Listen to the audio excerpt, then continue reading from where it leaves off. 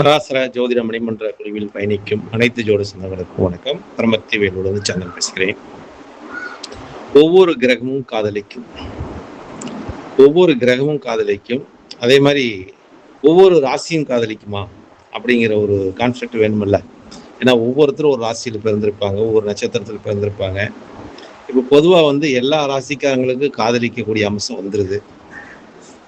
அந்த தன்மையை நம்ம எப்படி உணர்வது ஒரு ஜாதகத்தில் அப்படிங்கும்போது, இப்போ அந்த கிரகத்தை வச்சு தான், அந்த பாவத்தை வச்சு தான் நம்ம உணரணும். ஏன்னா 5ஆம் இடம் காதலுங்கிறாங்க, 5ஆம் இடம் காதலுங்கிறாங்க, 3ஆம் இடம் இளமை காதலுங்கிறாங்க, 7ஆம் இடம் கலசரங்கிறாங்க. ஆனால் 5ஆம் இடம் காதலுங்கிறத என்னால் ஏற்றுக்க முடியல.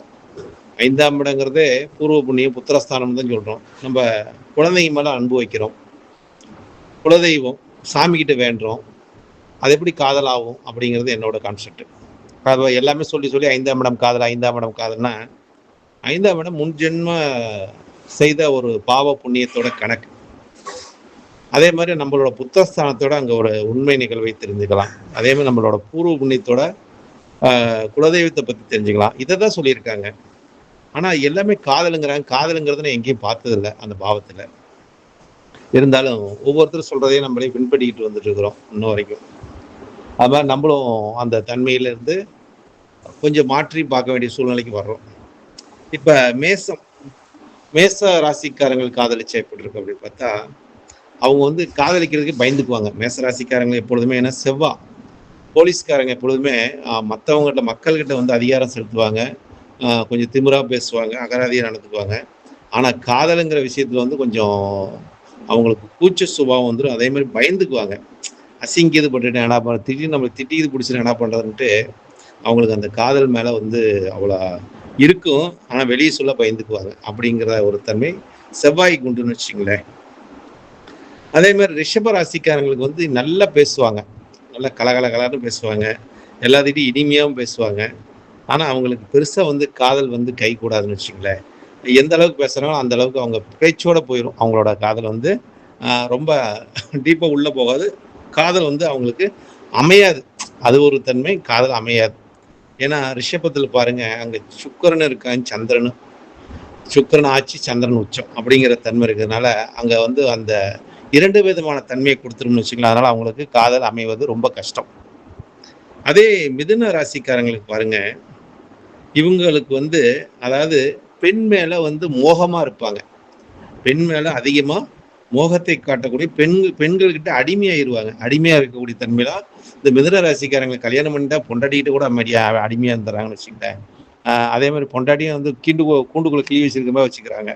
அவங்க சொல்றத தட்டுறதில்லை. அதே மாதிரி இவங்க காதலிச்சாலும் காதலிக்கிட்டு அடிமையாயிருவாங்க. அவங்க சொல்றதை கேட்டுருவாங்க.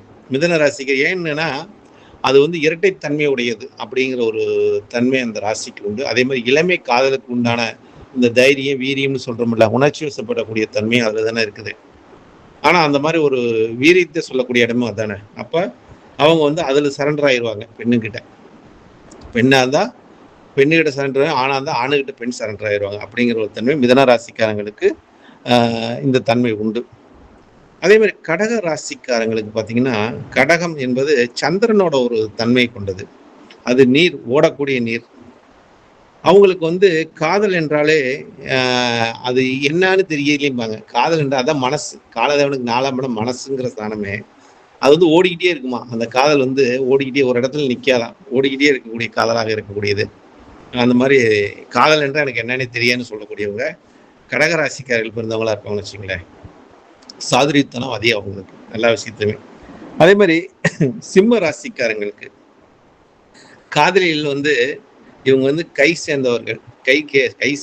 அதே மாதிரி காதலியில் ஜெகஜல கில்லாடிகள் இவங்க தான் அப்படின்னு சொல்லலாம் சிம்ம ராசிக்காரங்க. ஏன்னா அதைத்தான் நம்ம 5ஆம் இடம், காலதேவனுக்கு 5ஆம் இடம் காதல் பாவம்னு சொல்றோம். அங்க சூரியன் அதிகாரம் பண்ணும். அதாவது தன்னோட காதலை அதிகாரம் பண்ணி அவங்க அந்த இடத்துல நிரூபிக்கக்கூடிய தன்மையெல்லாம் வரும்னு வச்சுங்களேன். அதுக்காக அவங்க என்ன வேணாலும் செய்வாங்க அப்படிங்கிற தன்மையெல்லாம் அந்த சிம்ம ராசிக்காரங்களுக்கு. ஏன்னா சிம்ம ராசியில் தான் அரசர்கள் இருந்தாங்க, அரசாங்க அதிகாரிகள் இருந்தாங்க. ஆளுமை செலுத்தக்கூடிய ராசியை தான், அதிகாரம் செலுத்தக்கூடிய, தன் காதலை அதிகாரமாக செலுத்தக்கூடிய தன்மை இவங்களுக்கு உண்டு. அதே மாதிரி கன்னி ராசிக்காரங்களுக்கு இயற்கையாகவே இவங்களுக்கு காதல் அதிகம் வருவாங்க. இவங்க கன்னி ராசி என்றாவே பெண்களுக்கு இவங்களை பிடிக்கும். கன்னிராசிக்காரங்களுக்கு பெண்களை பிடிக்கும். பெண் ராசி அது வந்து கன்னி பெண் அப்படிங்கிறது சொல்லுவோம். கன்னிராசிக்காரங்க இயற்கையாவே பெண்களை பிடிக்கும். பெண்கள் மேல அதிகம் பாசம் வச்சிருப்பாங்க. அதனால அவங்களுக்கு வந்து சீக்கிரம் அந்த காதல்ல வந்து வசியத்தன்மையும் காதலிக்கக்கூடிய தன்மை அவங்களுக்கு வந்து அதிகமாக அமைஞ்சிரும்னு வச்சுங்களேன். அதாவது பெண்களுக்கு பிடித்த ராசியே கன்னிராசி அப்படிங்கிற மாதிரி ஆண்களா பிறந்திருந்தாங்களா அவங்க அதிர்ஷ்டசாலிகள் என்று சொல்லலாம் கன்னிராசியில் பிறக்கிறவங்களுக்கு. அதே மாதிரி துலா ராசி, இவங்க வந்து காதலில் வந்து இவங்க இந்த ராசிக்காரங்க தாங்க காதலியில வந்து அதிகமா தோல்வி அடையக்கூடிய ராசி துலா ராசிக்காரங்க. எப்படி தோல்வி அடைவாங்க அப்படின்னு பார்த்தா, இவங்களுக்கு வந்து அந்த 7ஆம் இடம் பொதுஸ்தானத்தில் பார்த்தீங்கன்னா சனி பகவான் உச்சம் பெறாரு. சனி பகவான் எப்பவுமே ஒரு கசப்பான உணர்வு தான் கொடுப்பார். சனி சுக்கிரன் அந்த இடத்துக்கு ஒரு நிலையான ஒரு தன்மையை கொடுக்குது.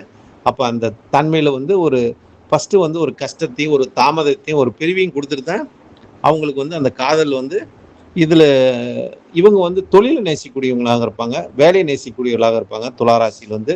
ஆனா காதலில் வந்து ஒரு தோல்வி அடையக்கூடிய ராசியா தான் இந்த ராசிக்காரங்க இருப்பாங்க.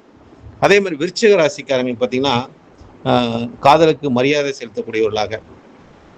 இது ஏன் அப்படின்னு கேட்டீங்கன்னா, இந்த விருச்சிக ராசி எப்பொழுதுமே எதையுமே வெளியே சொல்லாது. இந்த ராசிக்காரங்களுக்கு எல்லாத்தையும் கமுக்கமா வச்சிருப்பாங்க. அப்ப காதலை மட்டும் அவளை வந்து வெளியே சொல்லிடுவாங்களா, அதையும் கமுக்கமா வச்சு காதலுக்கு ஒரு மரியாதை செய்யற மாதிரி இவங்க காதலிக்கக்கூடிய தன்மை, காதலில் ஒரு கௌரவத்தை காட்டக்கூடிய தன்மையும், காதலுக்கு மரியாதை செலுத்தக்கூடிய ராசியாகவும் இவங்க வந்து காதலுக்கு ஒரு ரொம்ப ரொம்ப ஆழமான ஒரு காதல்னு சொல்லக்கூடியது விருச்சிக ராசிக்காரங்க. ஆழமான காதலை, ஏன்னா அந்த அந்த இடமே ஆழமான இடம் அப்படிங்கிற தன்மை, அசிங்கமான இடமும் கூட. அப்ப அந்த இடத்துலைக்கு 2 இருக்கும். அப்ப காதலிக்கிறவங்களுக்கு அதுல வந்து கொஞ்சம் ஜாக்கிரதையா இருக்கணும். காதலிக்கணும் முன்னாடியே அதுல வந்து தப்பும் பண்ணிடுவாங்கன்னு வச்சுங்களேன். உணர்ச்சிவசப்படக்கூடிய தன்மை அதுதான். ரகசிய தொடர்பு அதுதான் அப்படிங்கிற தன்மை. விருச்சிக ராசியை காதலிச்சா அந்த இது வந்து கொஞ்சம் ஜாக்கிரதையா தான் இருக்கணும். அதே மாதிரி தனுசு ராசிக்காரங்களுக்கு காதல் எப்படி இருக்கும்? தனுசு ராசி என்றால் ஒரு பாக்கியத்தை கொடுக்கக்கூடிய இடம். அவங்க வந்து காதலை வந்து ஒரு கௌரவமாக வச்சுக்குவாங்க. காதலிக்கிறத வந்து கௌரவமா வச்சுக்குவாங்க. ஏன்னா காதலிக்கிறவங்க வந்து ஒரு அனாவசியமான பேச்சு பேச மாட்டாங்க. அவங்க வந்து ஒரு கௌரவமான காதலாக இருக்கும். ஏன்னா கௌரவத்தை சொல்லக்கூடிய இடம். கோயில் சார்ந்த இடத்துல அவங்களுக்குலாம் காதல் உதயமாகும். இந்த கோயிலில் தான் அவங்களுக்குலாம் அந்த காதல் வந்து பிரதிபலிக்கும்னு வச்சுங்களேன். அதே மாதிரி தன் காதலிக்கக்கூடிய ஒரு பெண்ணை தாய் போல பார்த்துக்கூடியவர்களாக தனுசு ராசிக்காரங்க இருப்பாங்க. அதனால அவங்க தனுசு ராசிக்கு பெரும்பாலும் தாயின்னு தான் சொல்லுவாங்க அந்த ராசியில் இருக்கிறவங்களாம் பார்த்தீங்கன்னா. அடுத்தது மகர ராசிக்காரங்களுக்கு காதல் அவங்களுக்கு எப்படி வரும்? ஏன்னா அது சனி பகவானோட வீடு, அங்க செவ்வாய் உச்சம் பெறுகிறார். காதலை வெளிப்படுத்த தெரியாத ராசி எந்த ராசின்னு கேட்டீங்கன்னா 12 ராசியிலும் இந்த மகர ராசிக்காரங்களுக்கு காதலை வெளிப்படுத்தவே தெரியாது. அதாவது அவங்களுக்கு வந்து தொழில வேணா ஒரு நேசிக்கக்கூடிய ஒரு ராசியா இருப்பாங்க, சிகரத்தொடக்கூடிய ஒரு ராசியா இருப்பாங்க. ஆனா காதலை சொல்ல தெரியாத ராசியே மகர ராசிக்காரங்க. அந்த காதலை வெளியே சொல்ல தெரியாது. அதாவது ஒருதலை காதல் மாதிரி இவங்க மட்டும் காதலிச்சுட்டு இருப்பாங்க. சிவாஜி அண்ணன் சொன்ன மாதிரி நான் மட்டும் காதலிச்சுட்டு இருக்க வேண்டியதான் சந்திரனும் கேது சேர்ந்தா அப்படிங்கிற மாதிரி ஒருதலை காதல் என்பது மகர ராசிக்காரங்களாக ஒருதலை காதலை சொல்லக்கூடியவர்களாக இருப்பாங்கன்னு வச்சுங்களேன். அடுத்த ராசி கும்பராசிக்காரங்களுக்கு இவங்களுக்கு வந்து காலதேவனுக்கு அது 11வது இடம். காதலுக்கு இவங்க வந்து எந்த மாதிரி ஒரு தன்மை, ஏன்னா அது ஆசைப்படக்கூடிய ராசியே கும்பராசி தான். காதலுக்கு இவங்க வந்து எதிர்ப்பு அதிகம் தெரிவிப்பார்கள். அதாவது காதலுக்கு வந்து காதலிக்கிறவங்கலாம் தப்புன்னு சொல்லக்கூடிய ராசி இவங்க. ஆனா இவங்க வந்து கம்முக்கமா காதலிச்சுக்குவாங்கன்னு வச்சுங்களேன். எதிர்ப்பையும் தெரிவிச்சுட்டு இவங்க காதலிச்சுக்குவாங்க. ஏன்னா அது ஆசைப்படுவாங்க. இவங்க உள்ளுக்குள்ள ஆசை வச்சிருப்பாங்கன்னு வச்சுங்களேன்.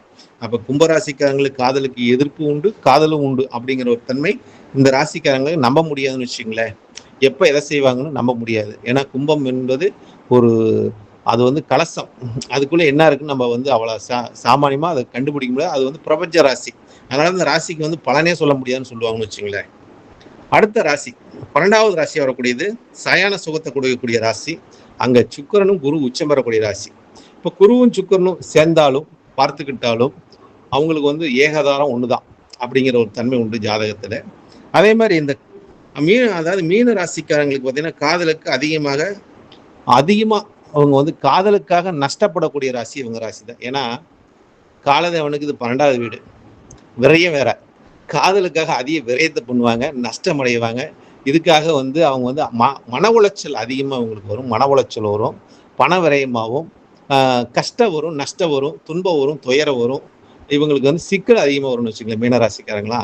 அதாவது இந்த ராசிக்காரங்க மட்டும் காதலிக்கும் போது அதிகமாக நஷ்டமடையக்கூடிய ராசியாக மீன ராசிக்காரங்க இருப்பாங்க என்ற ஒரு கருத்தையும் இது நான் இந்த 12 ராசிக்குமே இந்த காதல் எச்சா இந்த ராசிக்காரங்களாம் எப்படி இருப்பாங்க, எந்த மாதிரி ஒரு தன்மையை கொடுக்கும், இது பாவ ரீதியாகவும் கிரக ரீதியாகவும் அனுபவத்தில் நான் உணர்ந்த ஒரு உண்மை நிலைப்பாட்டையும் நான் உணர்ந்த நிலைப்பாட்டையும் பராசர ஜோதிட மணிமன்றத்தில் பதிவிட்டிருக்கிறேன். அனைவரும் தங்களோட கருத்தையும் பதிவிடலாம். நன்றி, வணக்கம், வாழ்க வளமுடன். பரமத்தி வேலூர் சந்திரன்.